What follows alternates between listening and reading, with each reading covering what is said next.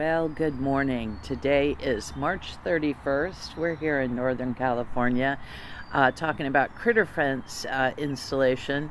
We've had kind of a go of it, but I really want you to watch this video because unless you're a professional fence builder or you've done this kind of thing before many times, you might learn a thing or two, as I have, and I'd like to share all that with you. First off, I purchased the material from Critterfence, wonderful company, several months ago, but here in Northern California we've had nothing but rain, and this is a very difficult project to do when it's pouring down rain in 35 degrees or so. So it's taken me a while, and we did have a couple of sunny days a few weeks ago. I got out here all hot and bothered, ready to go, and realized that somehow the gate hardware had not shown up with everything else, and so I had to contact them. They went ahead and ordered it and shipped it to me. We think it might have gotten lost, ripped off the packaging. When I got the stuff from Critterfence through FedEx, it was a little beat up. Again, because of all the weather, I'm sure that it's been tough getting stuff shipped from cross country. So that was one of the problems. The other is, because I've never done this before, didn't realize that you needed this cool thing called an anvil cap to pound the sleeves in. Anyway, we're going to go through that in just a second, but I wanted to show you what we've got so far. Don't laugh because it's not done, but this gives you an idea of what we're up. So as you can see, we have a very unusual setup here, and please forgive the mess. We have not been able to get out and do much with the garden recently because of the rain, but you can see that we've got a very unusual setup here, and that's part of the reason I wanted to post this, because most people who are buying Critterfence materials are putting them out, in kind of a rural area or away from a house. We live in suburbia.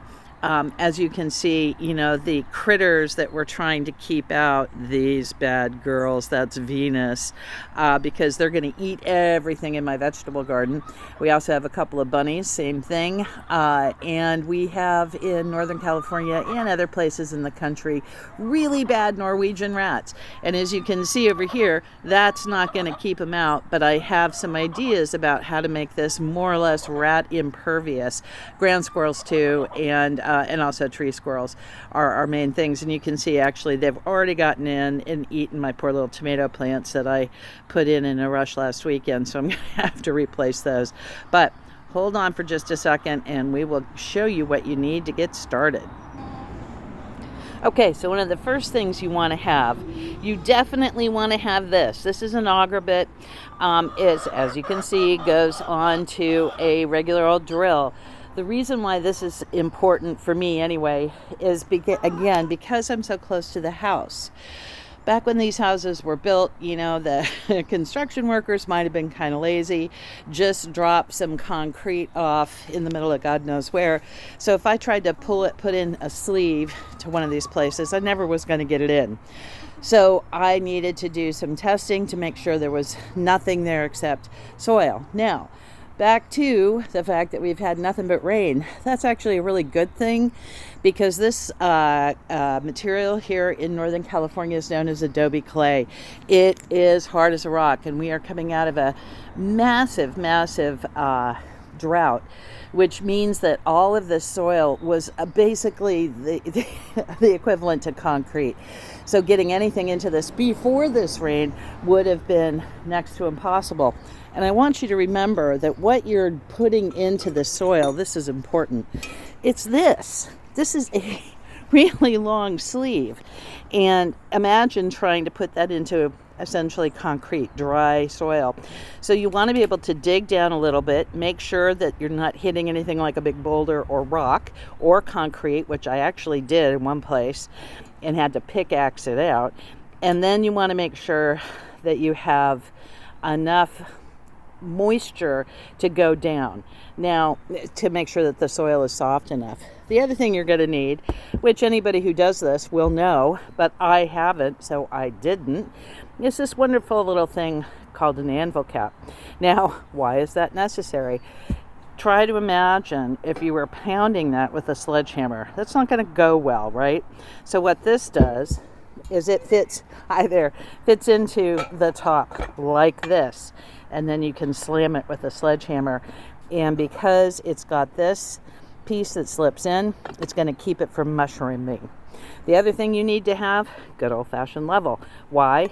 Because you want to make sure that it's level when you're putting it in. You don't want it all cranky and sideways and not quite straight. We have one that's not quite straight. Not sure I'm going to worry about it, but that's what we're looking at. So that's what you absolutely have to have before you start. Don't skimp on any of this. All right, next step soon. Well, as you can see, I am making good progress on building the gate here at long last. Got the appropriate pieces where they needed to be before we started sinking in the self-tapping screws, which you really have to lean into, just so you know. I ran into another problem. And again, this is one of those things of shipping. You'll note that this is bent, and it has been sitting on the table. Nobody would have bent it, so this had to have happened in shipping. So, and I can't get the sleeve over it to save my life, the corner. So I'm gonna try to manhandle it, see if I can kind of squeeze it back into shape so I can get it on, but oh, what a pain. Anyhow, more to come. And I got it. Hammer, not my favorite. I'm hoping it's true. But it's the best we can do for now. So here is the last installment of our Critterfence excitement. And as you can see, it is in fact installed. It's not perfect yet.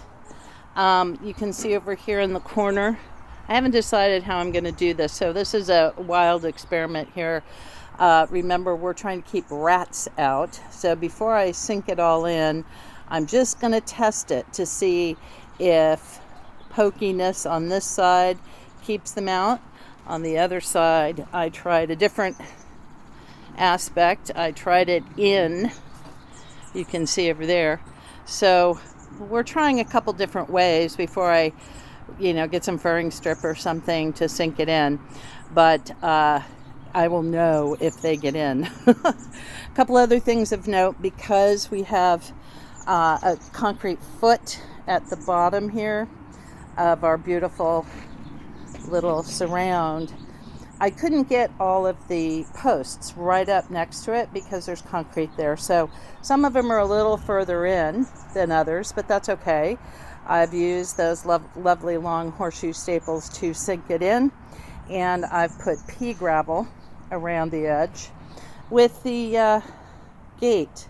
So the gate, I didn't actually wrap it and then cut it. I actually cut it and then added additional fencing material to the gate. The reason being is, as you can see, I wanted a little bit of overlap, again, to keep those damn rats out.